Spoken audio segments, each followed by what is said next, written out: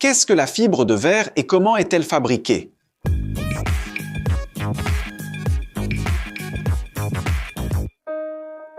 Salut les passionnés d'ingénierie! Vous êtes-vous déjà demandé comment des matériaux apparemment fragiles, comme le verre, peuvent se transformer en structures ultra résistantes, capables de renforcer des voitures, des bateaux et même des éoliennes? Derrière ce paradoxe se cache la fibre de verre, l'un des matériaux les plus polyvalents de l'industrie.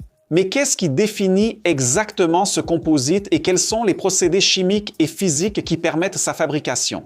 Mais d'abord, c'est quoi la fibre de verre? La fibre de verre, techniquement appelée polymère renforcé de fibre de verre, PRFV, est un matériau composite. Il est composé de deux parties essentielles, les fibres de verre qui constituent le renfort et une résine polymère qui forme la matrice. Les fibres, dont le diamètre varie de 5 à 25 micromètres, plus fines qu'un cheveu, apportent la résistance mécanique et la rigidité. Quant à la résine, généralement du polyester, de l'époxy ou du vinylester, elle agit comme une colle, répartissant les charges et protégeant les fibres. Mais comment la fibre de verre a-t-elle commencé? L'idée de renforcer des matériaux avec des fibres n'est pas nouvelle. Au XVIIIe siècle, les Français expérimentaient des fils de verre dans les tissus, mais la technologie industrielle n'a vraiment décollé que dans les années 1930, sous l'impulsion de la société Owens Corning Fiberglass Corporation. L'entreprise a mis au point une méthode viable pour produire des fibres continues à grande échelle, à l'origine pour l'isolation thermique. La percée cruciale est venue avec la compréhension que l'orientation des fibres à l'intérieur de la résine pouvait modifier les propriétés mécaniques, un principe toujours central aujourd'hui. Comment produit-on la fibre de verre? Le processus implique deux étapes principales, la fabrication des fibres et la mise en forme du composite. La fabrication des fibres de verre utilise la silice extraite du sable de quartz. Pour réduire le point de fusion et ajuster les propriétés, on ajoute des minéraux comme le calcaire, qui se décompose en oxyde de calcium, l'alumine pour la résistance chimique et l'oxyde de bore qui abaisse la viscosité du verre fondu. Le mélange fond dans des fours à environ 1400 degrés Celsius, formant du verre liquide. Ce matériau passe ensuite à travers des bushings, qui sont des plaques de platine avec des micro-orifices. Sous traction mécanique, le verre s'écoule à travers les trous, formant des filaments continus qui sont rapidement refroidis à l'eau. Un point critique est que la vitesse d'étirage peut atteindre 3000 mètres par minute. Le refroidissement brutal empêche la cristallisation et préserve la structure amorphe du verre. Avant l'enroulement, les fibres reçoivent un revêtement ou un apprêt à base de silane. Ce traitement facilite l'adhérence à la résine et protège de l'abrasion.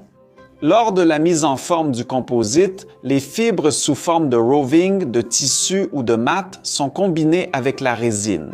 Une méthode courante est le hand layup et elle fonctionne ainsi. Un moule est recouvert d'un agent de démoulage, puis une couche de ce que l'on appelle gel coat ou résine pigmentée pour la finition est appliquée dessus.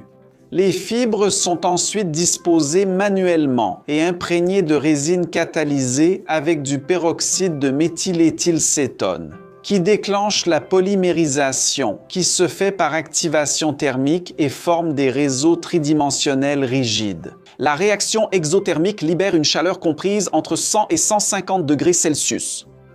Et sa cinétique suit le modèle d'Arrhenius, selon la formule à l'écran, où K est la constante de réaction, AE est le facteur pré-exponentiel, EA l'énergie d'activation, R la constante des gaz et T la température en Kelvin. Les procédés automatisés, comme la pultrusion pour les profilés et le filament winding pour les réservoirs cylindriques, utilisent une tension contrôlée pour aligner les fibres et maximiser la résistance directionnelle. Pourquoi la fibre de verre est-elle si résistante? La réponse réside dans la synergie entre les composants. Les fibres avec des liaisons SiO-Si stables ou des ponts siloxane supportent les charges de traction. Leur résistance augmente à mesure que le diamètre de la fibre diminue en raison de la réduction des défauts de surface.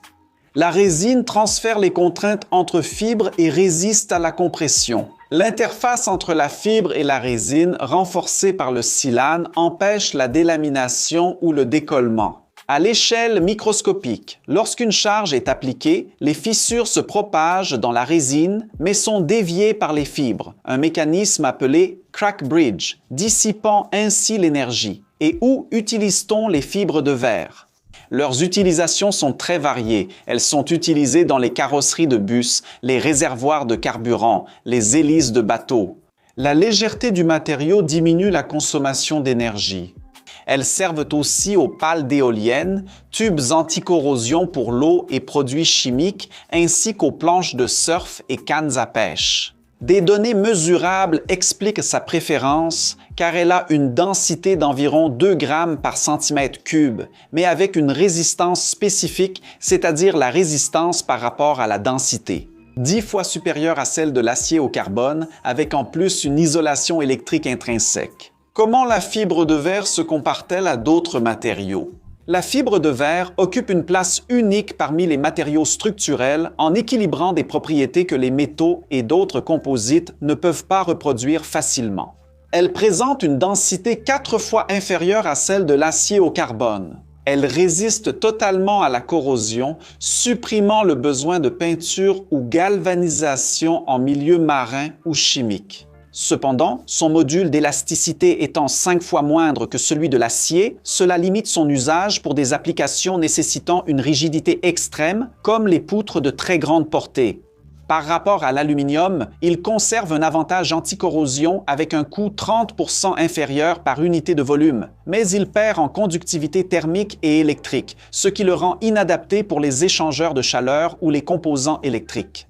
La fibre de carbone offre une meilleure résistance spécifique que la fibre de verre. Mais elle l'emporte en termes de coût, car la fibre de carbone coûte aujourd'hui environ 15 à 150 $ par kilo, tandis que la fibre de verre coûte de 1 à 5 $ par kilo. Spécifiquement, dans des applications comme l'éolien, la fibre de verre domine grâce à son équilibre coût-résistance, où elle supporte des charges cycliques équivalentes à 80% de celles de la fibre de carbone. Mais à seulement 20% du prix, dans les réservoirs chimiques, son inertie aux acides surpasse même celle de l'acier inoxydable. Moi, par exemple, je prépare un projet pour une usine chimique de production de nickel et de cobalt. Et à plusieurs étapes du processus, on utilise de l'acide sulfurique dans le procédé. Et comme la composition des solutions chimiques est extrêmement acide, une grande partie des tuyauteries, des réservoirs et même le revêtement des bassins de rétention sont réalisés en fibre de verre en raison de son faible coût et de sa résistance à la corrosion.